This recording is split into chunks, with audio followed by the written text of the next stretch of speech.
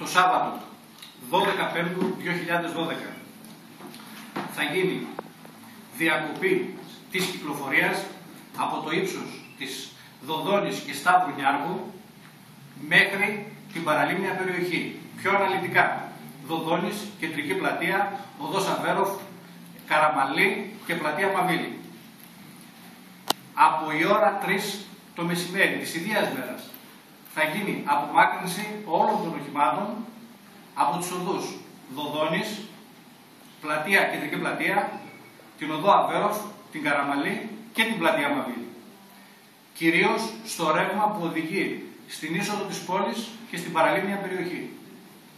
Την επόμενη μέρα, Κυριακή 13 του μήνα, πάλι με την ίδια συνεργασία, θα έχουμε απομάκρυνση των οχημάτων από τις 6 ώρα το πρωί στην περιοχή του Μόλου, συγκεκριμένα στην Πλατεία Μαβίλη, Διονυσίου Φιλοσόφου, Γαριβάρδη και Αρχιεπισκόπου Μακαρίου, στο ρεύμα εξόδου πόλεως.